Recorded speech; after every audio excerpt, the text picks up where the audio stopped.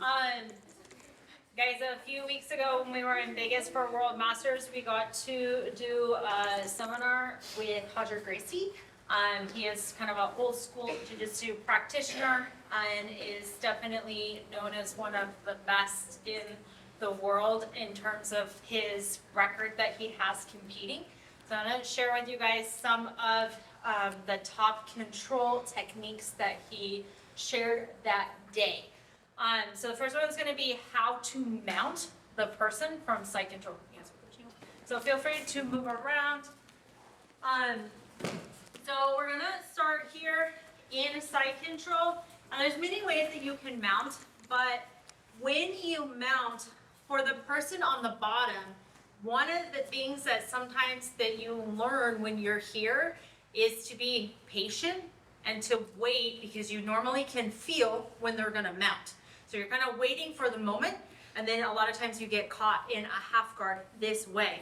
So this way to mount, because of the way your weight is distributed, is very difficult for the bottom person to feel that moment to catch you.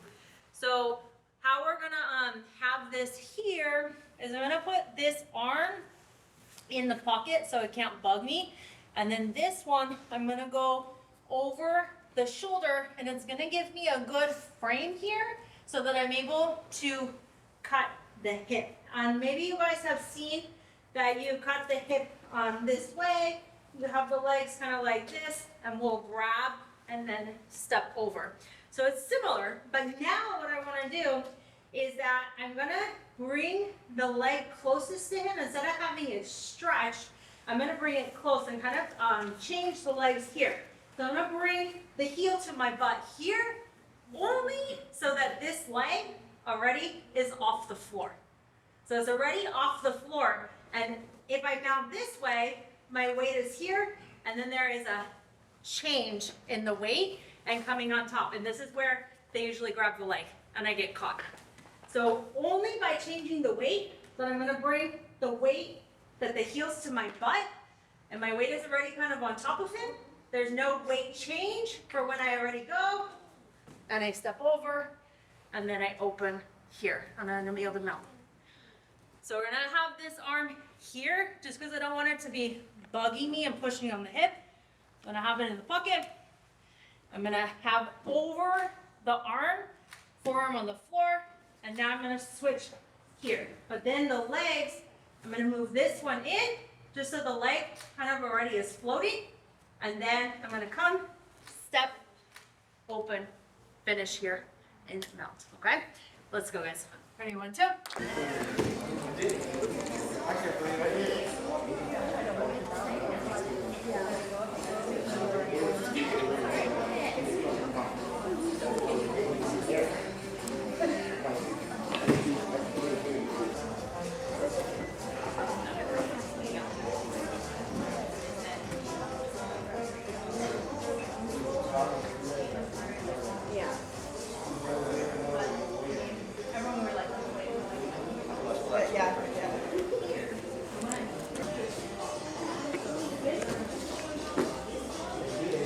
Kind of like you're on my side.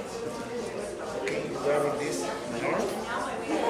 You just go kind of like this. So all these arms is going to chest like that. So you're putting all this. So I don't feel this leg when it's coming like this. Okay. Guys, the next thing we're gonna do is we're gonna talk a little bit about mount and how to control the mount. And for this, if you know kind of the main ways to escape, you're probably gonna understand better the position. But always when I mount, I have 2 ways that I can be. So I'm here, I have what's called the low mount, that I'm more on his hip. And usually if I'm in a lower mount, I usually am down more here, like chest to chest. Or I also have a high mount where my knees are like more high in the armpits. So we're gonna do a little bit of both today. But first we're gonna talk about this lower mount, because this is normally where we start when we mount somebody. Sometimes it can be a lot of work to get into a high mount. And the first thing we're gonna talk about is our feet. and how to put our feet. So kind of the way my feet are like right here, this is kind of common that we have our feet this way. So I'm gonna give you 2 ways that you can position your feet that are gonna help you a lot.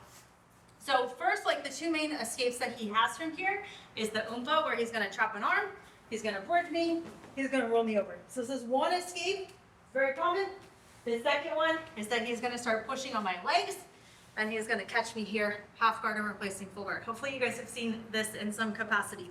But those are really the 2 main escapes, and then a lot of combinations, and then there's a lot of variations for how I control on the top. So when I know this, and I do something very simple with my feet, that underneath him, I can either put my feet together, so they're just touching, so kind of like praying feet, like my feet are praying, or I can cross at the ankles here, okay? And this is gonna block him being able to do the one going to a half guard, because as much as he pushes, try to push the legs, I'm here. And I also can be like bridged into him, put a lot of pressure here, okay?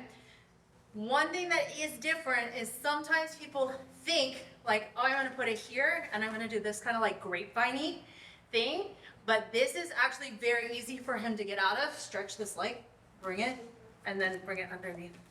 That he's gonna be able to re-catch me. So this control is not, sorry. This, I know sometimes you feel like, oh, I can bridge a lot into them, but somebody that knows how to escape, they know they're gonna be able to unweave the leg. So think about when you're in a lower mount, praying feet, or lock like a guard here, okay?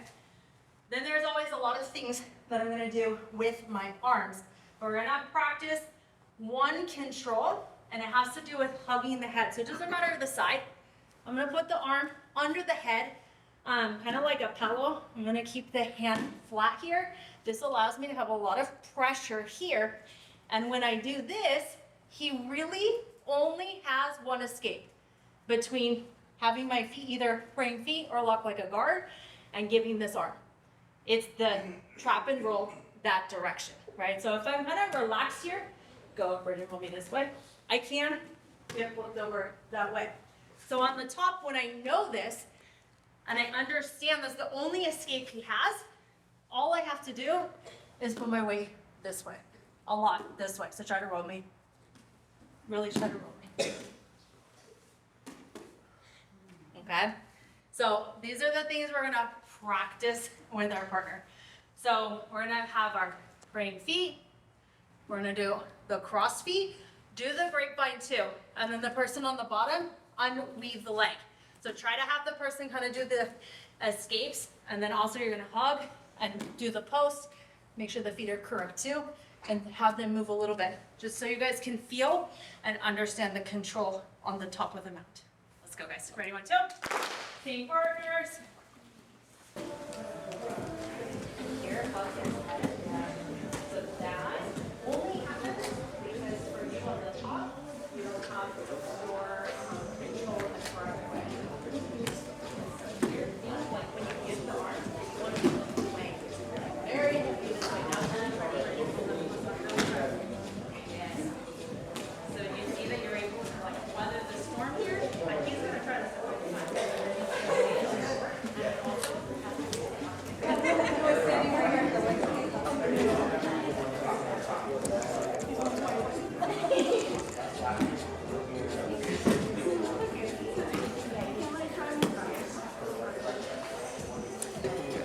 Because your idea is this hand has to push to the other side.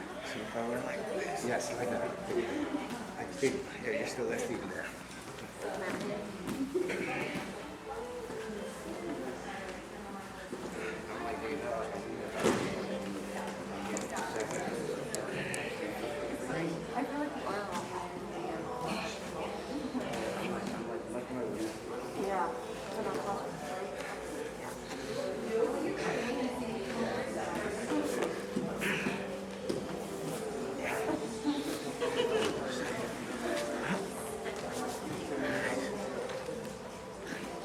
First, go to mount, and I'm in this lower mount position. So I'm here, and I have either the praying feet or I lock like the guard, and then I have the arm underneath the head, okay?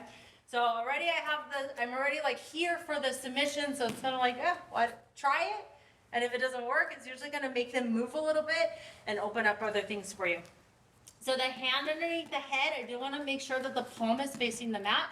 I don't wanna have it here, palm to the ceiling under the mat. And again, this, I'm really able to put a lot of pressure, smash a lot, and make them very uncomfortable. But all I'm gonna do now is I'm gonna connect to my other sleeve here. Here I am gonna put 4 fingers inside the gi. So I know we talk sometimes that you can't put fingers inside the gi.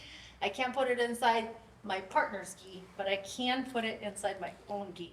So I'm gonna put it here, and now this one, I'm just gonna come blade across the neck here, and I have an Ezekiel choke that I'm just gonna stretch to finish, okay? So we're gonna do our Ezekiel choke. So again, this plays off of the control of this position.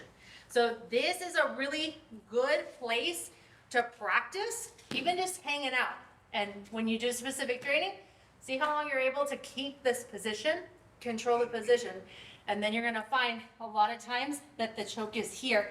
And if you are smashing a lot, the second that you kind of bring the arm across, it's like they're wanting the space, but now the arm is gonna come to choke me. So I'm here, all I'm gonna do is put the 4 fingers to my gi, blade is gonna come across the neck, I'm gonna stretch to finish. Let's go guys, same partners, ready, one, go. Heel choke.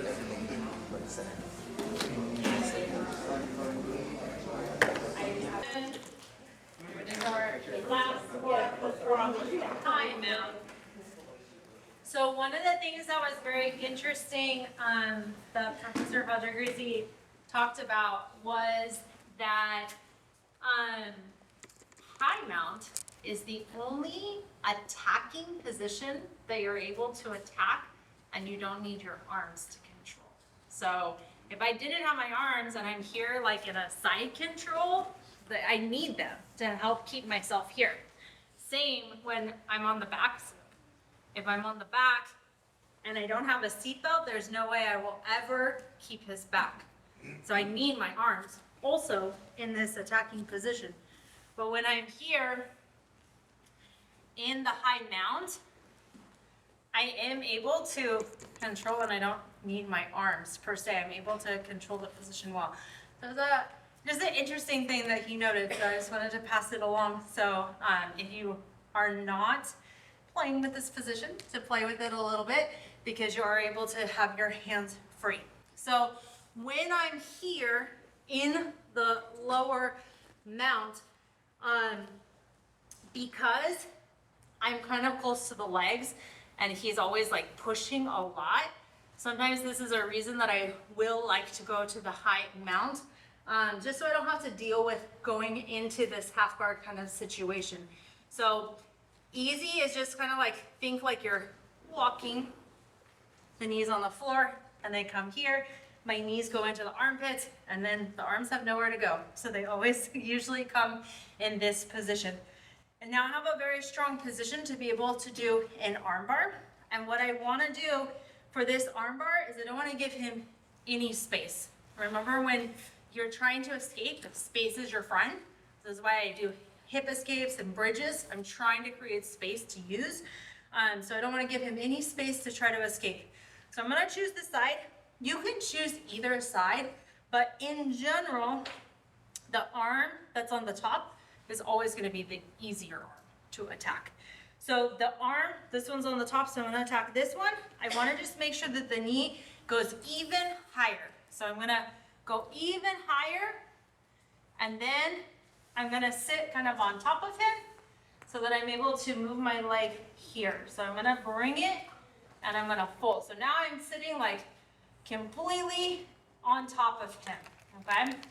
And here, I already have the arm because all of the pressure, he has no space. The arm usually is available here. So I can already just finish from the top here, or I can now step over the head and sit back with the armbar here. I also have the option that I'm able to lean forward, finish in this position, and maybe I'm here, maybe they're really big and strong, and they try to bridge me off this way. I can follow with the arm, and I have the arm here, or if they flip or do a forward roll, have the arm this direction as well. So I have a lot of different ways that I can finish from there.